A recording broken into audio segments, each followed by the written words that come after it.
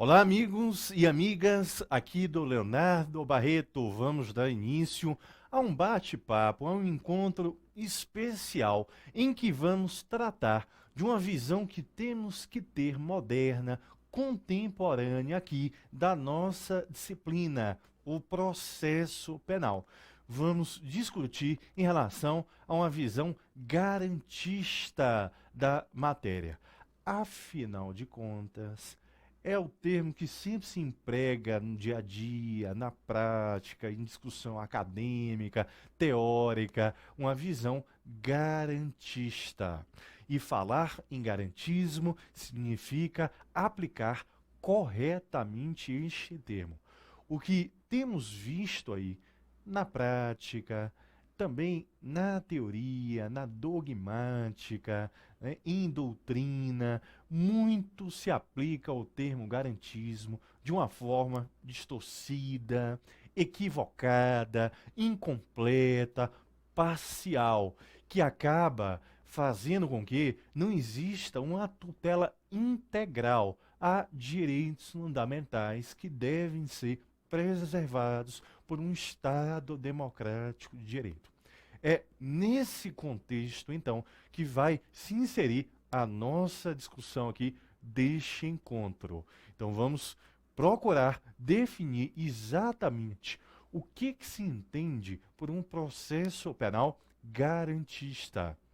E aí, eu indiquei aqui como título do nosso encontro, vem aqui em um esqueminha que eu preparei para ele, o processo penal verdadeiramente garantista. Não este, portanto, que vem se aplicando de uma forma equivocada, distorcida, incompleta, tendenciosa às vezes. Então vamos delimitar bem aqui o que é este garantismo no âmbito do processo penal. Bom, para chegar a uma conclusão que é bem importante, a gente vai ver, obviamente, no final, vamos iniciar a nossa discussão a partir de um histórico da matéria. E eu indiquei aqui, nesse esquema de aula, a instrumentalidade clássica do processo penal.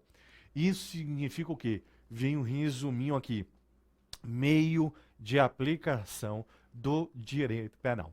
Bom, então vamos a um breve histórico. Vamos voltar um pouco no tempo, vamos parar na década de 40. Nós estamos, à época, vivenciando um período de ditadura no país.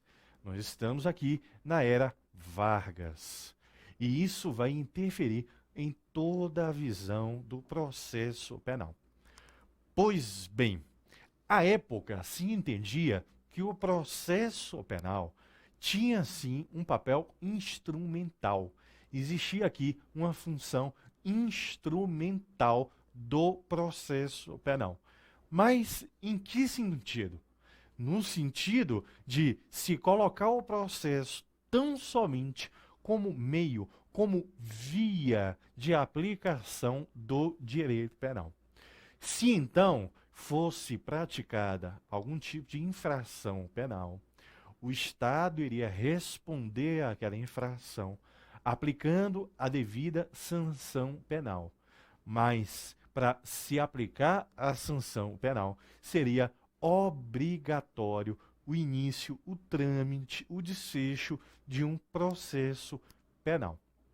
Então aqui seria um caminho obrigatório, necessário, para que se aplicasse a sanção penal. Vem então aqui uma primeira característica deste período. Nós temos aqui, e vem aí em tela, processo penal como hipótese de jurisdição necessária. Isso significa o quê? Isso significa que é um caminho obrigatório, é um caminho coercitivo para fins de aplicação de uma sanção penal. Não seria possível, vamos voltar aqui, saindo da tela, não seria possível, portanto, aplicar direito penal por uma outra via que não o processo. Bem diferente do que classicamente sempre se aplicou na área civil. Na esfera civil, é bem possível, e isso vale até hoje, se resolver algum tipo de demanda por meio de instrumentos extraprocessuais. Nós temos aí conciliações, mediações, nós temos aí acordos firmados até no âmbito do Ministério Público, nós temos os termos de ajustamento de conduta, nós temos até situações em que não há propriamente um conflito. Nós temos situações que vão envolver um ajuste, um acordo de vontades.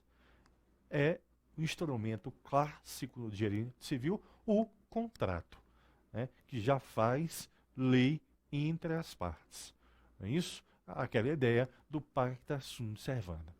Bom, algo então aqui na área penal, historicamente, não se aplicou, não era válido. Se ocorreu algum tipo de infração penal, ela seria punida pelo Estado a partir deste caminho obrigatório, deste processo penal. E aí, a visão já era um tanto quanto tendenciosa. Já havia aqui uma inclinação para se procurar condenar o réu. Percebam bem, não havia aqui uma visão de que o processo deveria resguardar direitos fundamentais do cidadão. Isso é uma visão que vamos ver atual, contemporânea, desde a Constituição de 88. À época, então, aquilo era um caminho que deveria ser percorrido para se condenar aquele réu. Daí porque tudo criado na legislação foi feito para fins de se permitir a condenação do réu. Esse é o contexto da década de 40, o contexto em que foi criado o nosso CPP. Percebam aí que a inspiração do CPP é um período ditatorial. O modelo é um modelo nitidamente inquisitivo, bem diferente do que se verifica hoje em termos de sistema acusatório. Aliás, a lei que inspirou, em essência, o nosso CPP foi a lei na Itália, na época do Mussolini. À época, o Código de Processo Penal italiano. Nítida inspiração, portanto, aí, ditatorial, inquisitiva, fascista. E isso se reflete na nossa legislação, em muitos pontos. E eu separei aqui alguns exemplos, daqui a pouco nós vamos apontá-los. Mas só para definir bem o contexto à época do CPP, vem uma segunda observação aí no esquema. O contexto do CPP privilegiava a figura do réu como objeto de direito,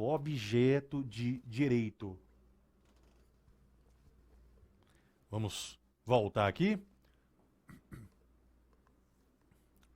Isso significava que, à época, não se tinha uma visão garantista, olha aí o termo, em sentido de se implementar direitos fundamentais do cidadão.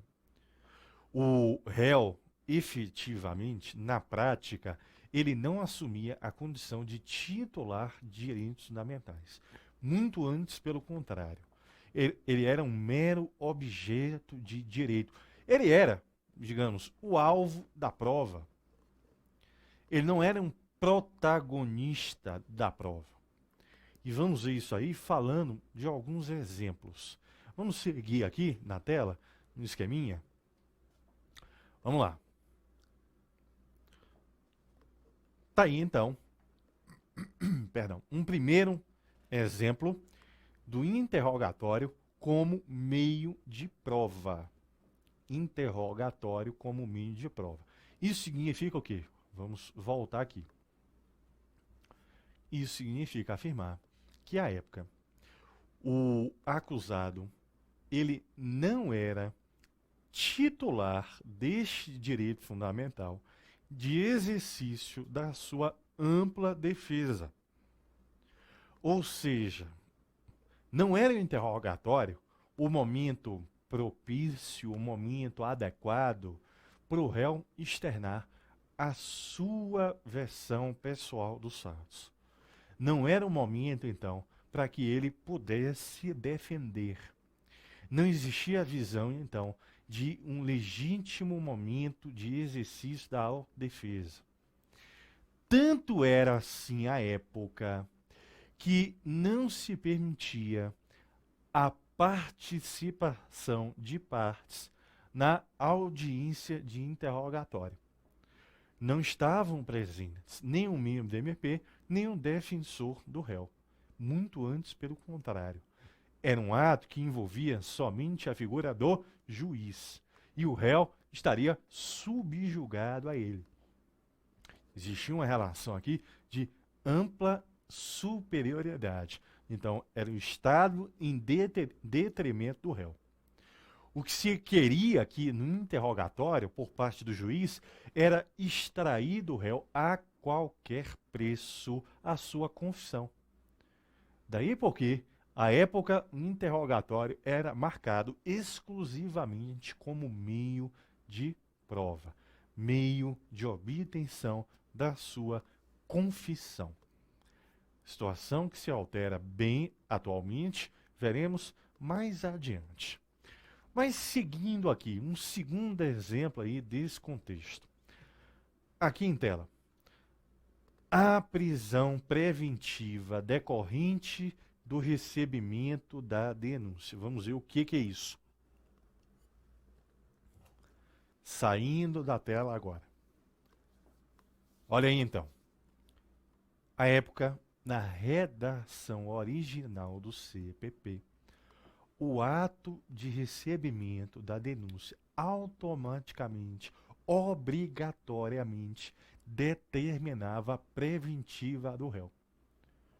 Qual era a visão à época? Bom, se o Estado, por meio do IMP, iniciou a ação penal, encaminhou a denúncia, se o Estado, por meio do juiz, recebeu a denúncia, isso significa que existe, de fato, algo aí praticado pelo réu. Olha o ditado popular, onde há fumaça, há fogo. Então, se MP encaminhou a denúncia, juiz recebeu a denúncia, algo foi feito. Então, vamos prendê-lo preventivamente. O que, nos dias de hoje, soa como uma aberração, né? Soa como algo extremista, algo desarrazoado, né? Pela sistemática atual, o que temos aqui é uma exigência sempre de algum tipo de motivo cautelar que vá legitimar a preventiva. Mas, à época, isso não soava nem um pouco estranho, né? Era a regrinha prevista em lei e plenamente aceita. Bom, saindo de exemplos, vamos seguir aqui para caminhar um pouco. Historicamente falando, vamos avançar no tempo e vamos chegar à nossa ordem constitucional de 88. Nós vamos ter aqui a nossa Constituição da República Federativa do Brasil, lá de 5 de outubro de 1988. Pois bem, o que é que eu quero destacar a partir deste momento? Está aqui no nosso esqueminha, vem aí em tela, uma instrumentalidade atual do processo penal. Eu vou explicar melhor, né? Nós vamos ver aqui a questão do processo penal como meio de tutela aos direitos fundamentais do cidadão pelo Estado Democrático de Direito. É isso que se desenha com a Constituição. Vamos voltar aqui, né? Nós vamos ter um rompimento abrupto com o período anterior, uma mudança radical de paradigma. Tudo que vimos ali naquele item 1 consolida, então, um sistema nitidamente inquisitivo criado em detrimento do réu. Aqui, o cenário se altera. A Constituição de 88, ela vai reconhecer o Estado Democrático de Direito. E o Estado Democrático de Direito tem, dentre outras funções importantes, o papel imprescindível de implementar direitos fundamentais do cidadão. Um dos objetivos do Estado Democrático de Direito é permitir aqui uma verdadeira transformação social. Não no sentido de revolução, de briga armada, não nesse sentido. No sentido de buscar combater desigualdades, injustiças, né? Buscar minorar aqui os problemas sociais do país. E isso seria realizado por meio de implementação de direitos fundamentais, que são os mais diversos em diversas áreas de direito. Nós temos aí direitos sociais, previdenciários, trabalhistas, direito ao meio ambiente, enfim, né, a ordem urbanística, por aí vai. Todo esse contexto aqui se aplica, vai interferir na leitura do processo penal que temos que ter. E aí é que eu inicio falando do processo penal constitucional. Vamos ver aqui, processo penal constitucional. Qual é a sua acepção correta? Bom, falar em um processo penal constitucional não significa falar somente leitura da disciplina à luz da Constituição, de forma alguma. Isso aqui seria uma leitura muito simplória, muito pobre, muito precária. Isso aqui, gente, envolve uma regrinha elementar de hermenêutica. Qualquer norma infraconstitucional tem que ser lida à luz da Constituição. Sem dúvida alguma, isso não se nega. Isso aqui é algo implícito. Mas temos que ir bem além disso aí. Falar em um processo penal constitucional significa principalmente falar que os valores, os princípios que estão na Constituição vão redefinir a disciplina, vão mudar o seu paradigma, vão mudar a sua leitura, a sua implementação na prática. Os valores se alteram, portanto. E aí, os direitos fundamentais que se aplicam aqui ao processo penal e que vem lá na Constituição são inúmeros, diversos. Nós temos aí, só para citar como exemplos, nós temos o contraditório, nós temos a ampla defesa, devido processo legal, juiz natural, nós temos aí a proibição de produção de prova ilícita, enfim, um rol que é bem extenso. Bom, por que em processo penal a Constituição se preocupou em criar também direitos fundamentais do cidadão? Não é por pena do réu, não é aquilo que se fala, né, o jargão popular, não é o coitadismo jurídico, não é a visão de que o réu é sempre vítima de um sistema. Claro que, em muitos casos, não se nega isso aí, né? De fato, condição econômica, financeira, social, de educação, acesso a oportunidades, tudo isso aí pode contribuir, né, para a prática de alguns delitos, principalmente os patrimoniais, roubo, furto, e aí vai. Não se nega.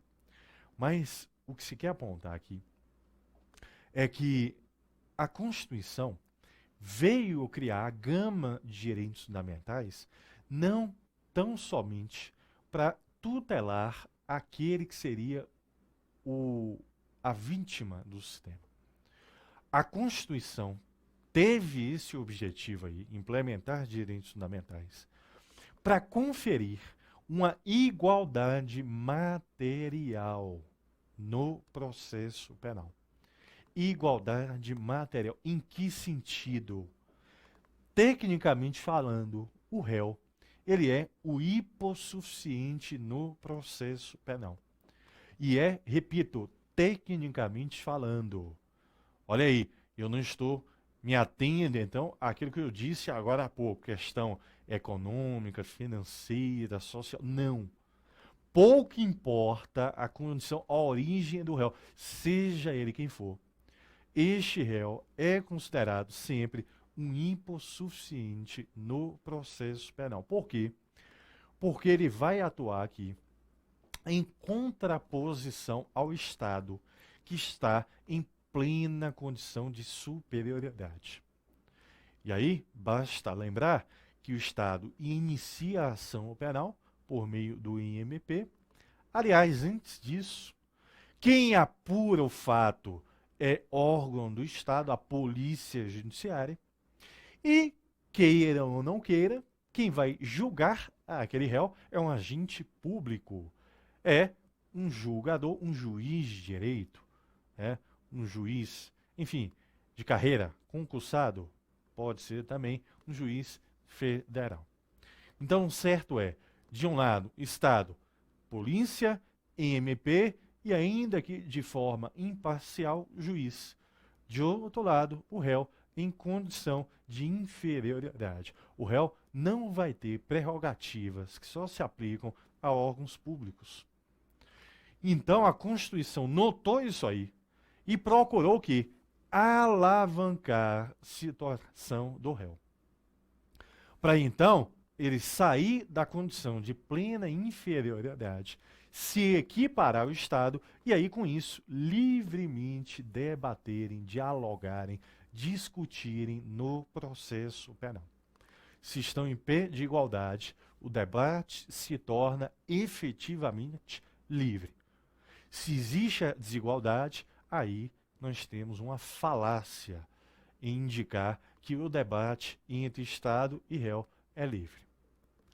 Então, o objetivo maior, finalidade maior, é se alcançar a igualdade material.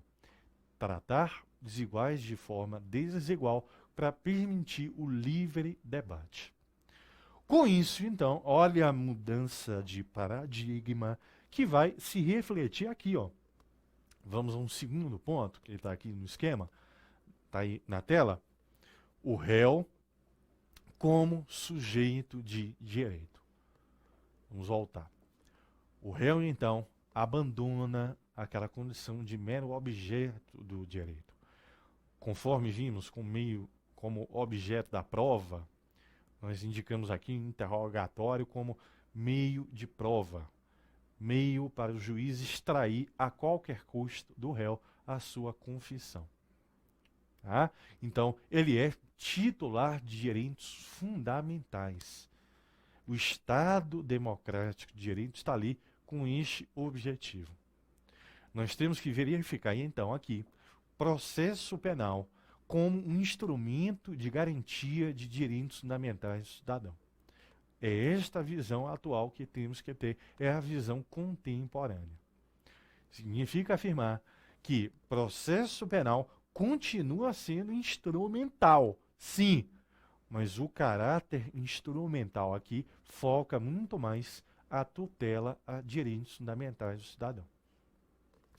Com aquele objetivo lá, repito, permitir uma igualdade no plano material para que Estado e réu dialoguem livremente. Ok? Bom, e aqui então vamos dar exemplos desta situação do réu como sujeito de direito. Primeiro exemplo está aí em tela. O interrogatório como meio de prova e também meio de defesa. Vamos voltar? É o que prevalece atualmente em doutrina, existe um caráter híbrido desse instituto. Ele é, e aqui é meio a meio, 50 a 50. Ele é tanto meio de prova como meio de defesa. Tá? Meio de prova já o era, a época lá da criação do CEPP.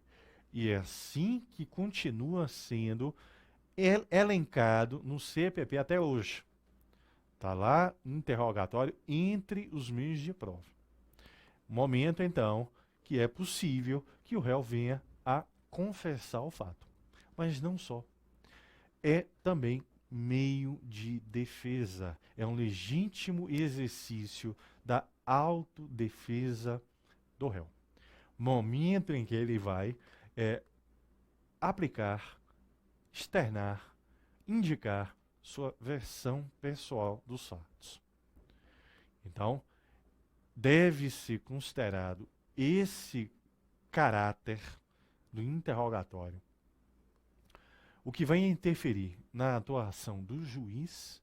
O juiz não deve ser inquisitivo, o juiz deve permitir que o réu, então, exponha sua versão. Isso vai interferir no envolvimento também das partes.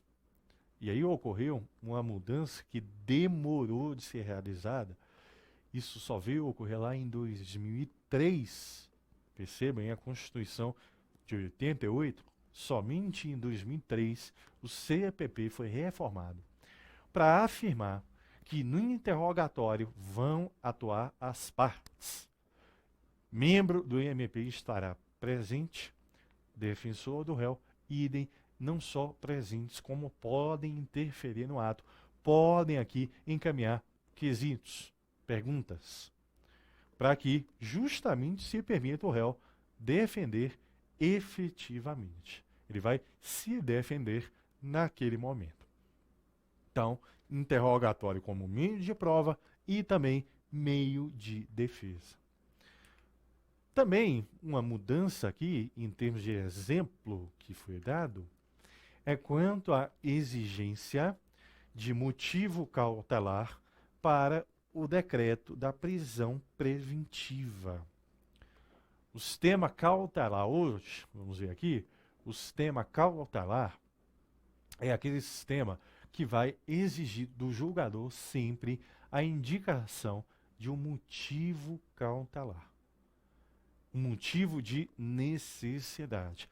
Não existe mais qualquer prisão cautelar no país em decorrência da lei. Não existe mais aquela por força da lei. Ex lege. Se existe prisão com um indivíduo ainda inocente, é a prisão decretada pelos juízes, em regra, com o motivo cautelar apontado. Falo em regra aqui porque tem só uma única ressalva, que é o flagrante. Então, a exigência do motivo cautelar para o decreto da preventiva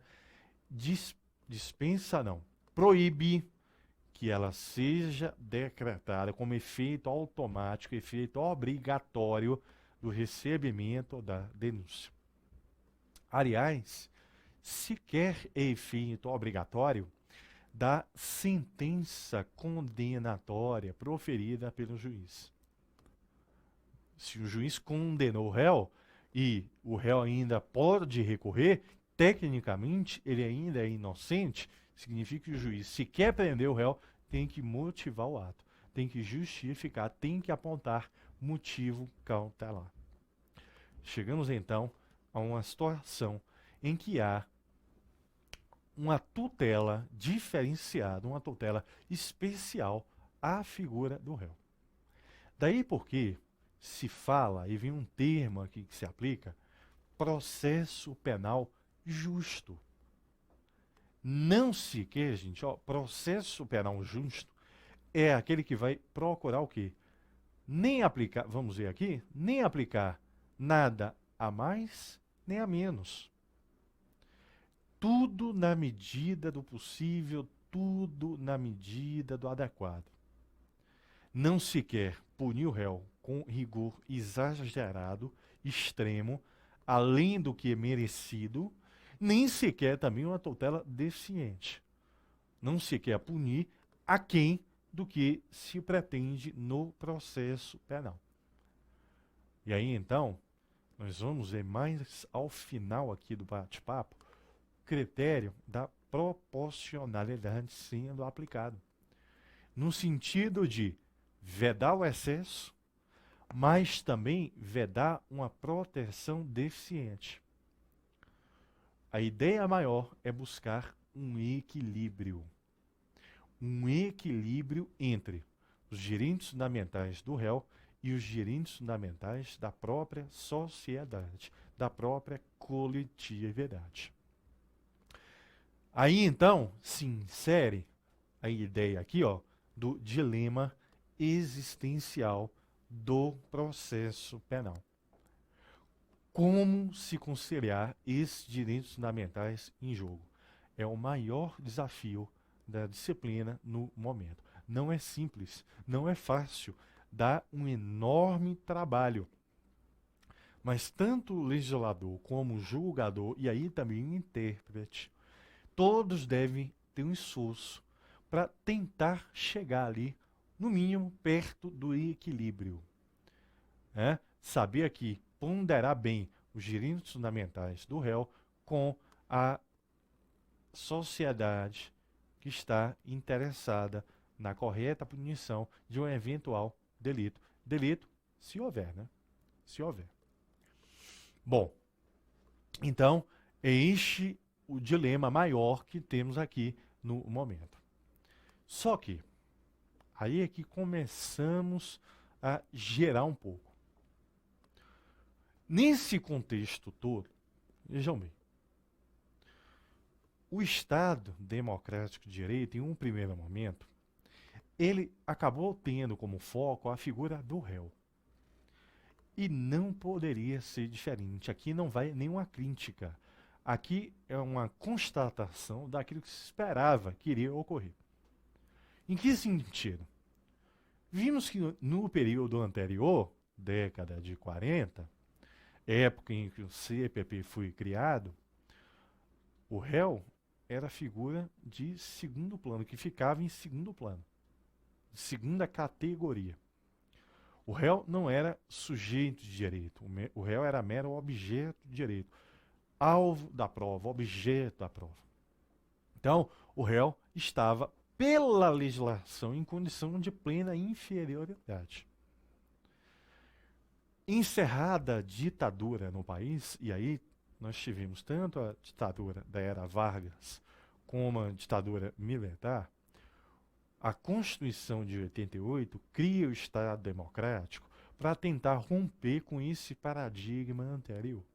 Então existe uma resposta violenta, uma resposta ríspida, uma resposta natural, olha a ideia da ação e reação, a este período anterior.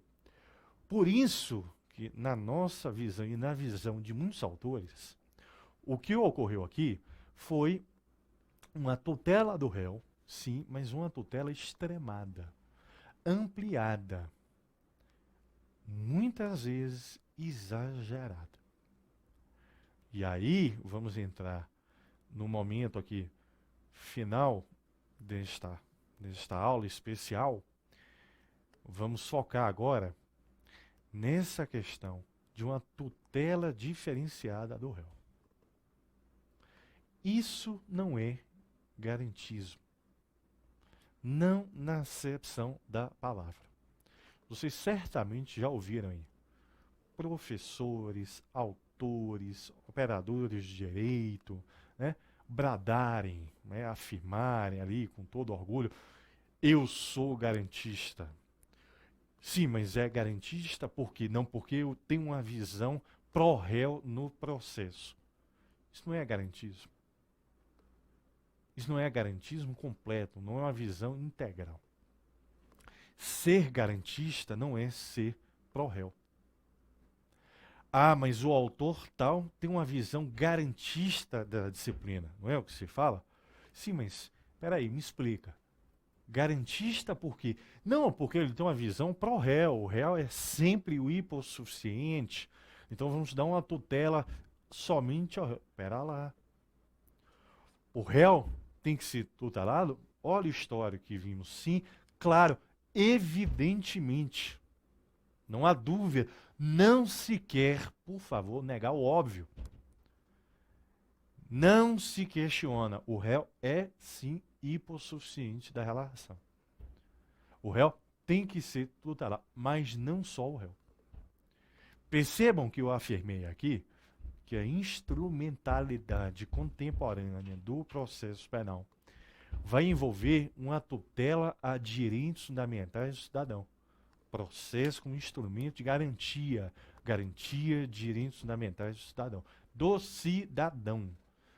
Não empreguei o termo em nenhum momento réu.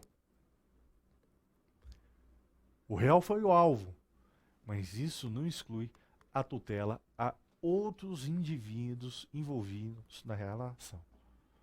E é isso que vamos ver aqui. Daí porque, em um primeiro momento aqui, deste contexto atual, se conclui que ser garantista é ser defensor dos direitos fundamentais do cidadão. E aí em sentido bem amplo. Quando eu falo em cidadão, entendam, não é só o indivíduo, pessoa física, não.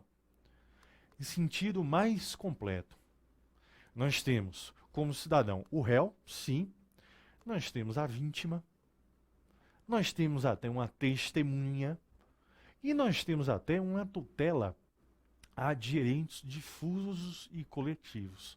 Vamos ver isso só aqui. Então é preciso ampliar o espectro, é preciso ir bem além, não se ater somente à tutela do réu. Repito, importantíssima, talvez a mais importante, mas não é a única. Estado democrático de direito tem que se preocupar com a esfera da vítima, de testemunhas, da própria coletividade. A isso que se dá o nome de garantismo penal integral. A mais completa tutela que temos que ter pelo Estado. Não é isso, no entanto, que estamos presenciando no momento. E aí vem a crítica. Críticas ao garantismo à brasileira, parcial ou hiperbólico monocular. Vamos sair da tela. O que isso significa? É uma crítica que é feita a boa parte da doutrina que associa o garantismo somente à tutela do réu. Isso é um garantismo à moda brasileira. Por quê? Garantismo, como criado na Europa, Itália, olha a influência aí do Ferraioli. Garantismo significa aquilo que a gente vem sustentando. Tutela de direitos fundamentais do cidadão. Então, vem sendo aplicado aqui no país de uma forma distorcida, indevida, incorreta, parcial. Daí porque o termo parcial. Ou hiperbólico monocular. Expressão muito apropriada. Isso aqui foi alcunhado pelo procurador da República, o Douglas Fischer. Garantismo hiperbólico monocular, olha o termo, hiperbólico, no sentido de exagerado, extremo, demasiado. Monocular, no sentido mono, né? Ocular, visão, uma visão só. Uma tutela só e uma tutela exagerada. O foco seria somente o réu a qualquer custo, a qualquer preço. E aí, em detrimento daquilo que vimos, vítima, testemunha ou até a coletividade. Não é isso que se quer. Dilema existencial do processo penal. O que se quer é equilibrar direitos fundamentais, não excluir. Tá? Então, esta concepção exige uma leitura verdadeiramente garantista da disciplina. E aí vamos avançar para apontar o seguinte. em diversas passagens da nossa legislação, do nosso ordenamento, nós vamos detectar esse garantismo hiperbólico monocular, esse extremismo, essa proteção demasiada, pouco importando a esfera de terceiros. Então vamos ver? Primeiro aqui, vamos destacar o direito de mentir. Atualmente, no Brasil, o direito de mentir é algo que se revela absoluto, irrestrito, mais do que uma ampla defesa. O que temos no país em relação a isso aqui é uma defesa quase ilimitada. Significa afirmar que o réu, em juízo, ele pode livremente mentir. Isso estaria acobertado por sua autodefesa, pela ampla defesa. Ampla, não é limitada a defesa. Olha o dilema, de novo, nós temos que conformar direitos fundamentais e equilibrar. Em muitos países, mundo afora, não existe direito de o réu mentir. O que existe nos Estados Unidos, por exemplo, a mentira que o réu fala em juízo configura crime. É um crime, o crime de perjúrio.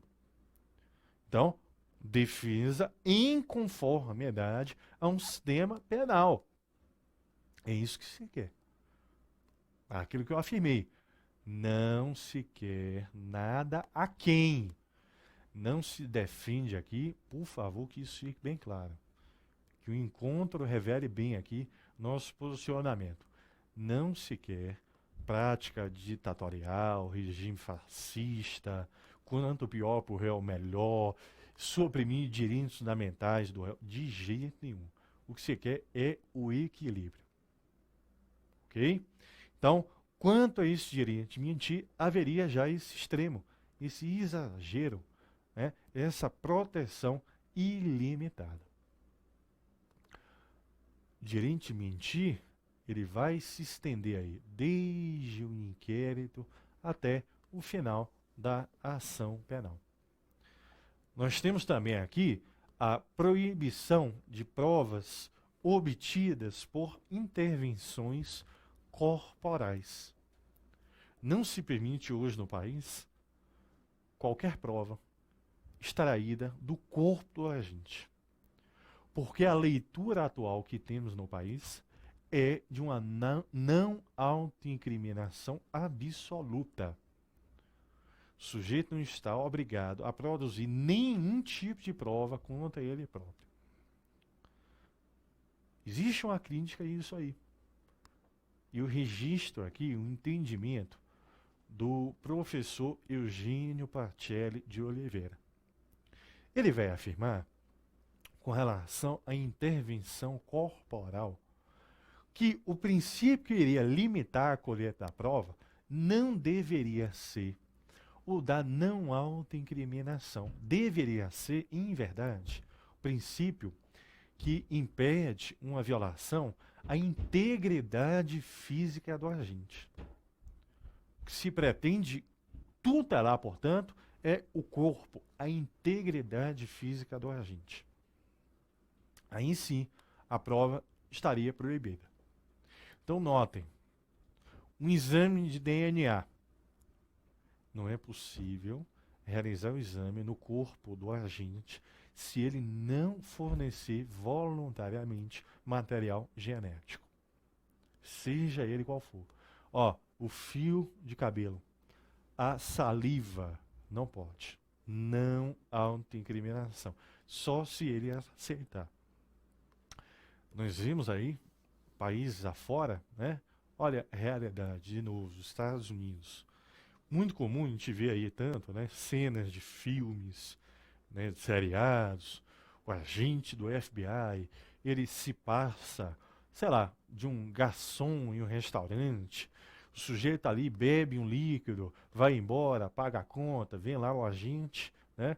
Pega aquele copo e vai submetê-lo a uma perícia para realizar o exame de DNA, prova plenamente válida. Ok? Aqui, nem sempre. Aqui, o que é possível, pegando aí o exemplo da realidade norte-americana, o que é possível é uma prova obtida a partir de material genético descartado. Então, até, vamos ponderar aqui bem, né? Um exemplo que eu apontei da realidade norte-americana, se aplicável aqui no país, de fato, a prova até seria aceita, porque seria um material genético descartado, né? Saliva que ele deixou naquele copo. É material genético aqui descartado, por meio de saliva, uso de copo plástico, cigarro, né, que é a butuca de cigarro. Teve um caso emblemático no estado de Goiás, envolvendo lá o Pedrinho, não sei se vão se recordar, a época, criança que foi subtraída da maternidade. E aí, a pessoa que subtraiu o Pedrinho, que não era a mãe biológica, a Vilma, cuidou como se filho biológico fosse, registrou inclusive aqui em cartório. E aí se constatou, tempos depois, que houve um crime, não era a mãe biológica, ela foi à delegacia depor, a filha biológica dela, que seria irmã aqui do Pedrinho, né? Foi lá depor em delegacia, e aí, após depoimento, fumou um cigarro, jogou o cigarro fora. Delegado, a polícia foi lá, arrecadou o material e realizou o exame de DNA, constatando que ele realmente não era filho biológico. Tá? Isso serviu como meio de prova, tão somente que a prova foi descartada. Agora, se extrair do próprio corpo, atualmente, não é possível. Se voluntariamente o agente não fornece o material. Fica aquela crítica a um extremo, a um exagero. Não existe violação aqui para muitos, como o Pacelli, a direitos fundamentais do cidadão, quando se extrai fio de cabelo, saliva, para fins de exame de DNA.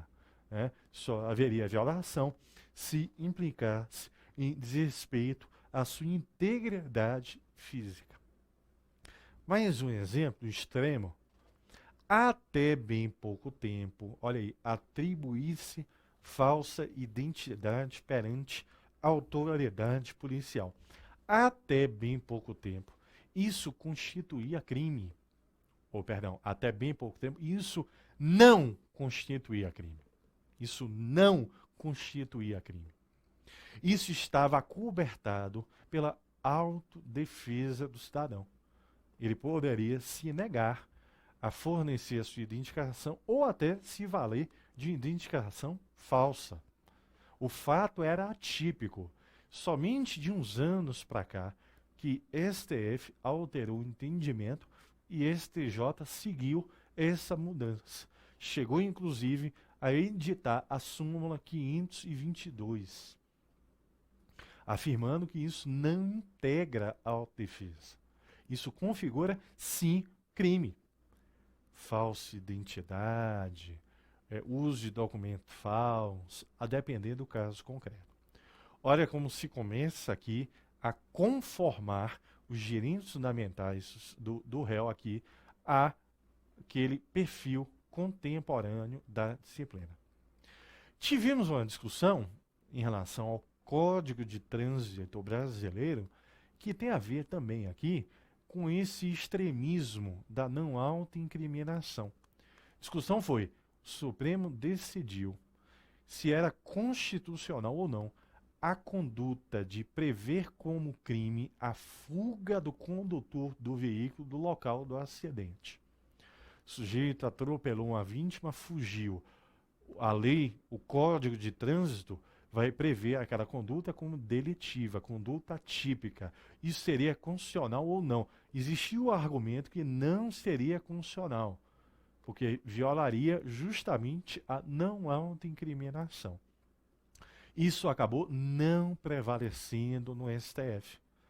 O STF consolidou o entendimento de que isso configura, sim, crime. Não há o legítimo direito de atropelar alguém e fugir do local. Vamos conformar direitos fundamentais do réu a esse contexto maior. Bom, dito isso, vamos seguir.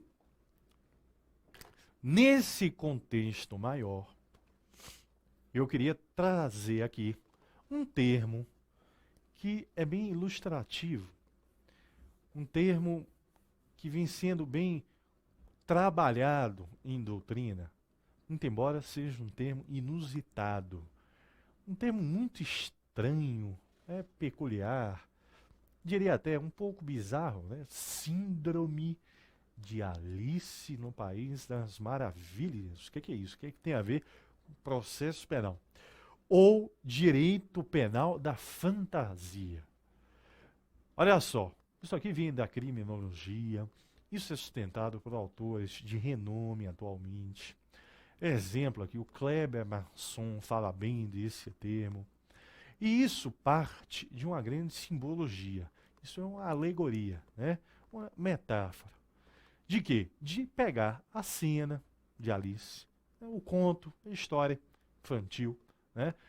Aquela que parou ali na toca do coelho, tomou o líquido, ficou pequena e de repente conseguiu entrar numa porta e aí foi para um mundo da fantasia. Um mundo irreal, um mundo surreal. Isso aqui, gente, seria uma síndrome que iria acometer, que iria atingir alguns doutrinadores no país, que estariam vivendo em um mundo das fantasias, um mundo de negação da realidade, um mundo que nega o contexto atual de criminalidade. Criminalidade, não, macrocriminalidade. Porque a criminalidade que mais preocupa o país hoje é aquela que envolve organização criminosa.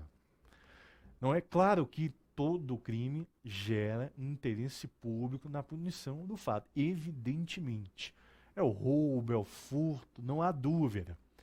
Mas, vamos dizer, a origem de muita coisa no país em termos de crimes tem a ver com organizações criminosas. E aí é um novo tipo de delito, é uma nova criminalidade, é uma criminalidade de maior repercussão. É uma criminalidade de repercussão, diria até, difusa. E é uma estrutura, é um grupo ali profissional. O vínculo que existe é estável, né, de relação contínua. Então, exige do Estado uma resposta diferente para tratar do furto, do roubo, do estelionato. Ok, nós vamos empregar as ferramentas que já existem em lei. Seria o quê? O inquérito policial vai apurar o fato, isso vai gerar uma ação penal, vamos punir aquele réu, por aí vai. Organização criminosa, não. Nem sempre é possível colher prova por esses meios ordinários, meios tradicionais. O grupo é fechado. Existe ali um líder. Existe o chefe. Né? Muito se fala na Itália, a máfia italiana, né? O Il Capo. Vamos dizer, pronto, figura da ficção, poderoso chefão. Né? Existe ali uma liderança constante, frequente, profissional, e quem está ao redor dele segue fielmente um pacto de silêncio. Vocês sabem pelo mundo. É Itália, é Japão, é a lei da máfia. Abriu o bico, morreu. Então, vai apurar a conduta de um grupo como esse. É simples, é fácil. Vai colocar um membro da organização criminosa perante um delegado em delegacia. O delegado vai perguntar a ele vai abrir o bico, ele vai expor. Não vai. O trabalho é muito maior. Não adianta. É fantasioso imaginar que nós vamos conseguir combater esse tipo de crime com ferramentas ordinárias, comuns, tradicionais. Olha a ideia do direito penal da fantasia. Quer dizer, então, você, doutrinador, você pretende punir uma organização criminosa com esse tipo de mecanismo? É assim, dessa forma? Né? Você quer atacar uma doença terminal fazendo aí cosquinha? Não dá, né? Tem que chegar junto, tem que ter uma ferramenta mais firme, rigorosa, que consiga penetrar aquele grupo, que consiga então apurar melhor o fato. E aí são os exemplos que vêm sendo empregados na legislação atual. Exemplo maior, o Instituto da Colaboração Premiada. Ou, como muito se fala, né, a delação premiada, que ganhou peso enorme no país a partir justamente da Lei de Organização Criminosa, a 12.850 de 2013. Os autores aqui, ó, que são criticados lá no direito penal da fantasia, criticam este acordo de colaboração premiada. E o argumento aqui, desculpa, data vinda, é um argumento que até hoje não consigo entender. Os autores falam, a colaboração premiada é o Estado tutelando a deslealdade entre coautores do crime. Que é isso? Quer dizer que se o A comete crime com B, né, por lealdade a B, o A não pode abrir o bico. E o Estado tem que reconhecer o direito dele ficar em silêncio. E se ele abrir o bico para contribuir com o Estado para apurar o fato, ele é desleal. O Instituto é antiético, é amoral, é imoral. Desculpa. Direito penal da fantasia. Colaboração premiada vem surtindo enormes efeitos práticos. O Estado vinha obtendo aí meios de prova que jamais iria obter por meios ordinários de atuação. Então, é um instituto que, na prática, pegou, né? Não se fala, colou, a gente vê tanto aí na mídia, é porque conseguiu esse tipo de resultado. Que um mero depoimento formal em delegacia ou perante juiz, não, jamais levaria a isso. Tá? Outro instituto, também relativamente atual, né, novo, é a figura do agente infiltrado. Olha, aquele grupo é fechado, a gente não consegue apurar. Vai colocar um policial ao redor do grupo para colher prova, pouco vai conseguir. Então o Estado faz o quê? Insere indivíduo no grupo. Policial vai ficar paisana, né? Vai aqui vivenciar o grupo, vai se passar de um membro do grupo. E aí a ação controlada, o Estado vai monitorar aquele comportamento daquele agente para colher prova, para conseguir furar aquele grupo que é blindado. Tá? Então, criticar isso aí significaria, nesta concepção aqui, estar desligado do mundo contemporâneo, do contexto de macrocriminalidade, do contexto aqui de profunda repercussão social. Ok? Que vai entrar aqui nesse extremismo de defesa ao réu. Logo, aí vou puxar mais uma ideia, caminhando já para o fim.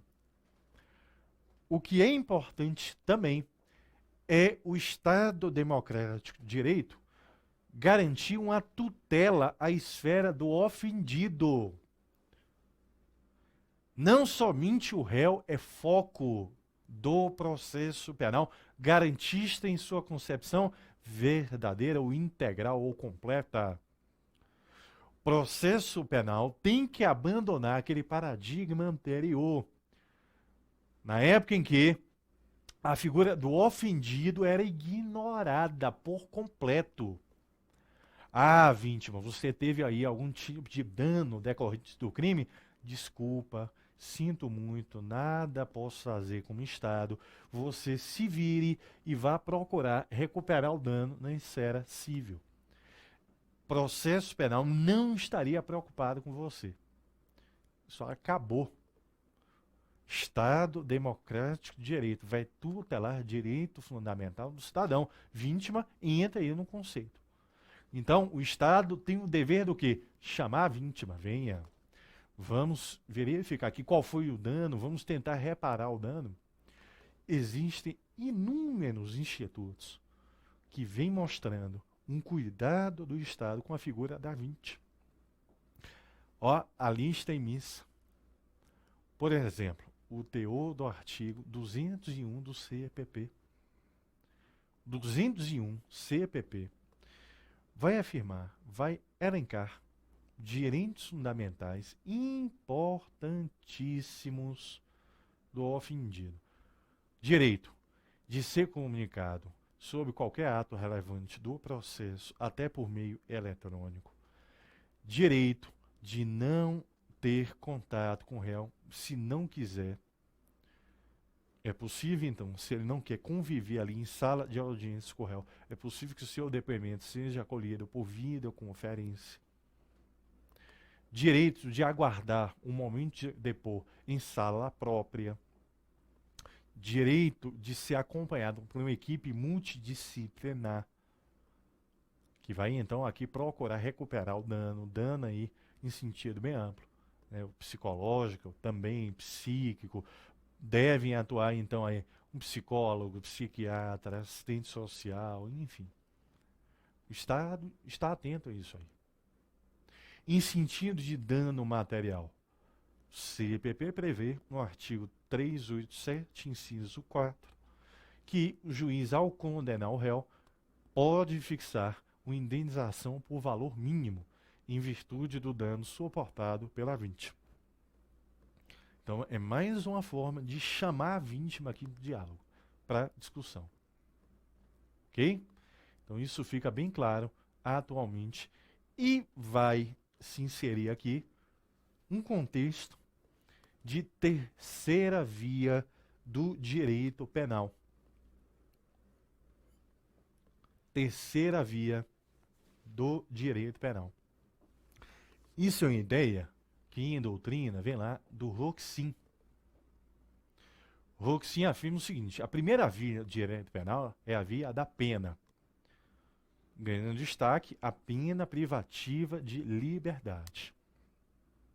Esta via está preocupada, então, muito mais em punir o mal que foi causado.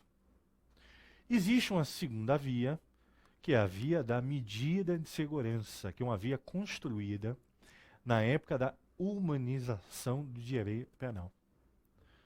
Aquele período do Beccaria, obra clássica dos delitos e das penas, medida de segurança como uma medida que vai procurar recuperar a condição do réu. O objetivo, a finalidade é muito mais terapêutica, de recuperação. Mas surge atualmente a terceira via, que é a via da reparação dos danos. Olha como grande destaque a figura aqui da vítima. E isso já vai permear nossa legislação. Nós temos aqui institutos como o Juizado Especial Criminal, a composição civil dos danos. É possível que em transação penal isso também acabe se inserindo como reparação dos danos. Nós temos aqui a reparação dos danos como uma condição obrigatória para suspensão condicional do processo. O Instituto da Fiança é um instituto que vai procurar também pagar valores, se o réu for condenado, incluindo o valor de reparação do dano sofrido pela vítima. No SUSI, idem, por aí vai. Os exemplos são os mais diversos. Aquele que eu falei também, da indenização por valor mínimo, artigo 387, inciso 4, CPP. Ok? Então, tendência contemporânea, privilegiar também o ofendido, procurando aqui a sua reparação dos danos. E isso, gente, quando eu falo ofendido, eu emprego o termo em sentido bem amplo. Isso vai envolver não só a vítima em sentido individual, pessoa física. Isso vai envolver também a vítima em sentido aqui difuso ou coletivo. Os direitos difusos, direitos coletivos, a tutela coletiva, tão marcante na área civil, se aplica aqui. Exemplo maior. Ambiente. Meio ambiente é um direito difuso, direito das presentes e futuras gerações. Existe na área penal um cuidado também com o meio ambiente. Existe a tutela penal do meio ambiente. Aquela que vem principalmente na Lei 9.605 de 98. E aí se insere um outro termo que veio no esquema, um direito penal coletivo. Se preocupa em tutelar direitos difusos, direitos coletivos. Vamos a mais uma concepção. Está aqui no esquema. O garantismo positivo.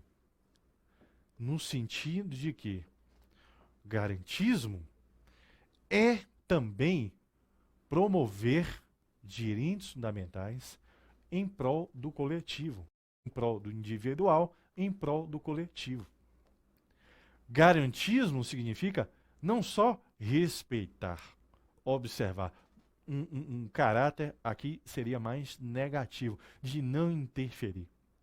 Garantismo positivo é nesse sentido, de atuação do Estado, ver tutela aos direitos fundamentais, individuais e coletivos. E aí entra uma concepção também muitíssimo importante. Segurança pública é também direito fundamental. É de índole difusa. Nós não podemos ignorar de forma alguma. O Estado tem este papel de conseguir, então, conciliar os direitos do réu com esse direito a uma segurança pública. A sociedade espera do Estado, se houver uma infração penal, espera que seja feita, seja fornecida uma resposta correta, justa, mas efetiva, na medida daquilo que é necessário. Como eu vinha falando, o dilema, nem a mais, nem a menos. E aí, reta finalíssima aqui do bate-papo,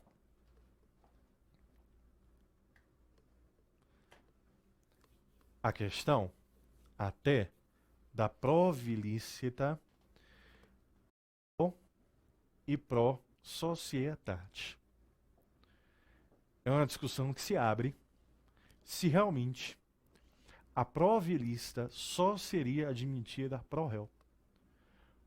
Atualmente, no país, doutrina e jurisprudência admitem o uso excepcional da prova ilícita desde que em favor do réu. E não se discute isso aí, e não se quer mudar isso aí. Somente se abre uma interrogação, e eu não estou concluindo nada, eu estou instigando o debate, se realmente a ideia que proíbe a prova ilícita sempre pró-sociedade é uma ideia correta. Será que sempre é proibido o uso da prova ilícita em favor da sociedade, ainda que se trate de indivíduo com grandes antecedentes, componente ou até líder de uma organização criminosa, responsável por crimes graves, com ampla repercussão. Ele vem ali obtendo grande retorno financeiro na atividade. É algo a se questionar. Não estou sozinho nisso aí. Muitos autores já vêm questionando. Exemplo aqui, nós temos o autor, o Denilson Feitosa Pacheco, membro do MPMG. Ele vai afirmar que na Alemanha, país em que se cria e se implementa com eficiência a proporcionalidade. Proporcionalidade vai envolver até um critério de ponderação de interesse.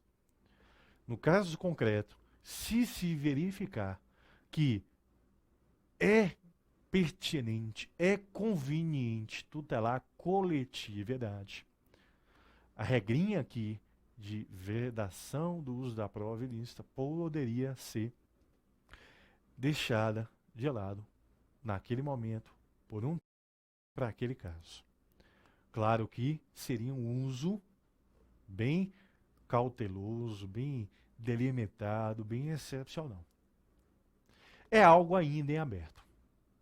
Não estou sustentando isso, estou instigando um debate. Eu até concordo com o professor Guilherme de Souza Nutti, ele vai afirmar que no momento, na situação atual do país, em que o Estado Democrático de Direito ele não está muito bem consolidado, isso poderia ser algo bem perigoso. O Estado legitimando abusos e ilegalidades, né? Bem dentro da linha do que a gente vê aí na ficção, né? Tanto vimos naquele filme O Tropa de Elite, né? Põe o saco, confessa, né? Pede para sair, por aí vai.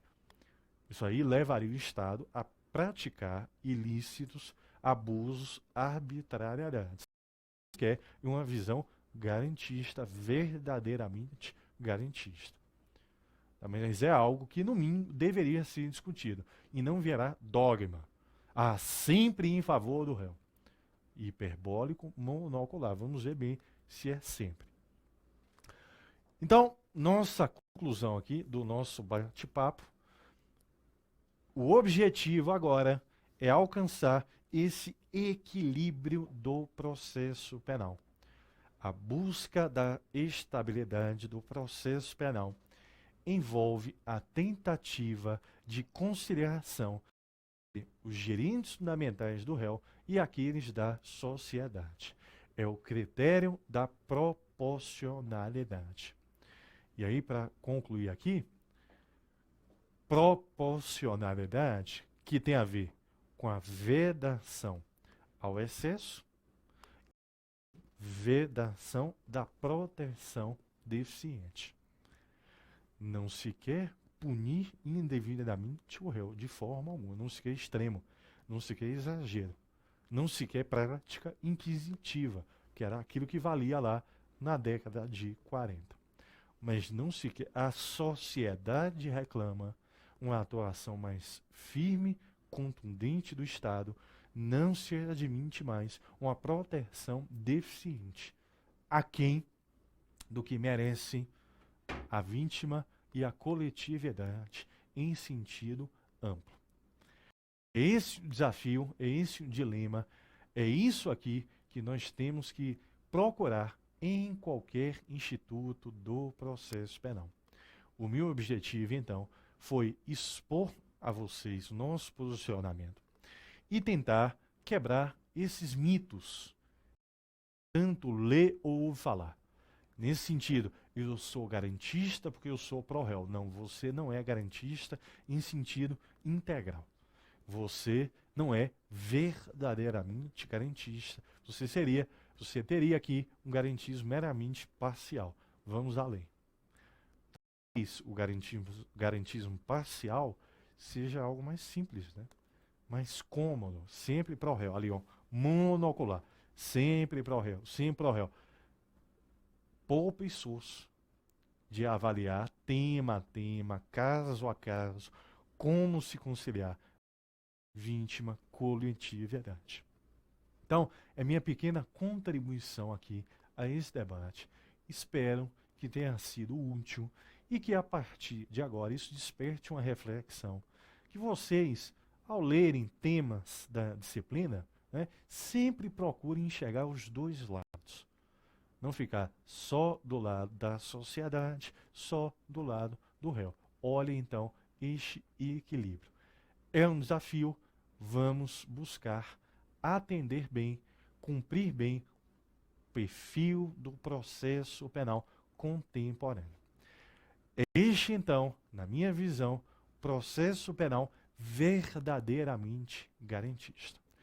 Meus amigos e amigas aqui do Leonardo Barreto, foi um prazer discutir esse tema aí com todos vocês. Sigo à disposição para seguirmos discutindo aqui a nossa disciplina. Muito obrigado pela atenção, por terem acompanhado este encontro do início ao fim. Fica aqui meu abraço e votos de bons estudos.